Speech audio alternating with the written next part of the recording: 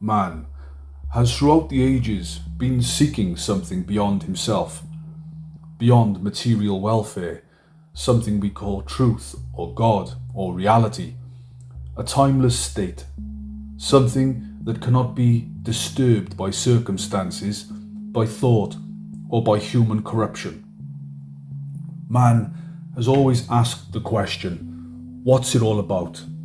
Has life any meaning at all? He sees the enormous confusion of life, the brutalities, the revolt, the wars, the endless division of religion, ideology, nationality, and with a sense of deep abiding frustration, he asks, what is one to do? What is this thing we call living? Is there anything beyond it? And not finding this nameless thing of 1,000 names, which he has always sought, he has cultivated faith. Faith in a saviour or an ideal, and faith invariably breeds violence. In this constant battle, which we call living, we try to set a code of conduct according to the society in which we are brought up, whether it be a communist society or a so-called free society. We accept a standard of behaviour as part of our tradition as Hindus, Muslims, or Christians, or whatever we happen to be. We look to someone to tell us what is right or wrong behaviour, what is right or wrong thought, and in following this pattern, our conduct and our thinking become mechanical, our responses automatic. We can observe this very easily in ourselves. For centuries, we have been spoon-fed by our teachers, by our authorities, by our books, our saints.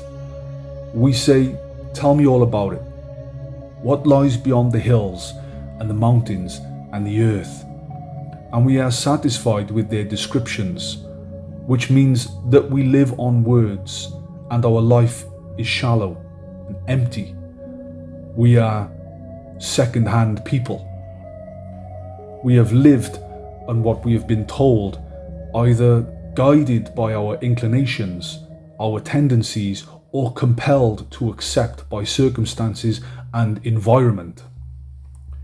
We are the result of all kinds of influences, and there is nothing new in us, nothing that we have discovered for ourselves, nothing original, pristine, clear. Throughout theological history, we have been assured by religious leaders that if we perform certain rituals or repeat certain prayers or mantras, conform to certain patterns, suppress our desires, control our thoughts, sublimate our passions, limit our appetites, and refrain from sexual indulgence, we shall, after sufficient torture of the mind and body, find something beyond this little life. And that is what millions of so-called religious people have done through the ages, either in isolation, going off into the desert or into the mountains, or a cave, or wandering from village to village with a begging bowl, or in a group, joining a monastery, forcing their minds to conform to an established pattern. But a tortured mind, a broken mind, a mind which wants to escape from turmoil, which has denied the outer world and been made dull through discipline and conformity. Such a mind, however long it seeks, will find only according to its own distortion. So, to discover whether there actually is or is not something beyond this anxious, guilty, fearful, competitive existence, it seems to me that one must have a completely different approach altogether. The traditional approach is from the periphery inwards, and through time, practice, and renunciation, gradually to come upon that inner flower, that inner beauty and love.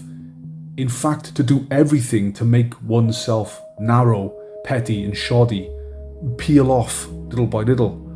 Take time tomorrow will do, the next life will do. And when at last one comes to the center, one finds there is nothing there, because one's mind has been made incapable, dull, insensitive. Having observed this process, one asks oneself, is there not a different approach altogether? That is it not possible to explode from the center? The world accepts and follows the traditional approach. The primary cause of disorder in ourselves is the seeking of reality promised by another.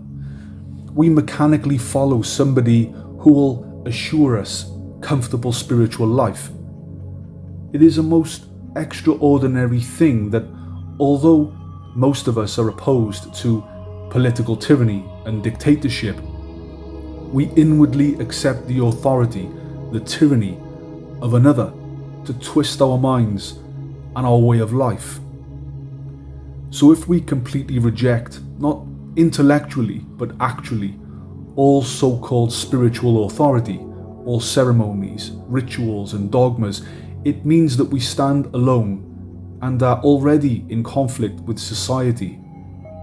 We cease to be respectable human beings.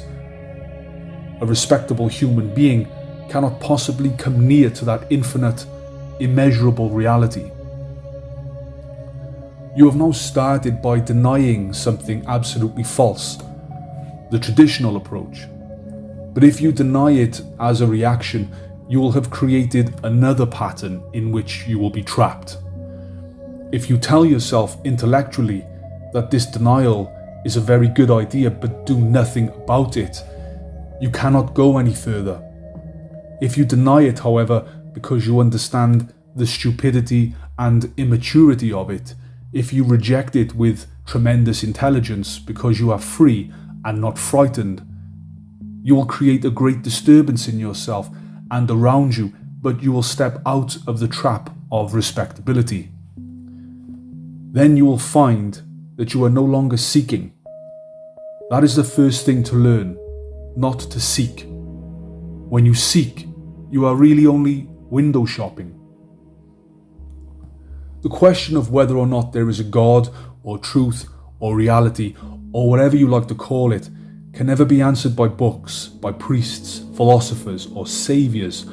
Nobody and nothing can answer the question but you yourself, and that is why you must know yourself. Immaturity lies only in total ignorance of self. To understand yourself is the beginning of wisdom.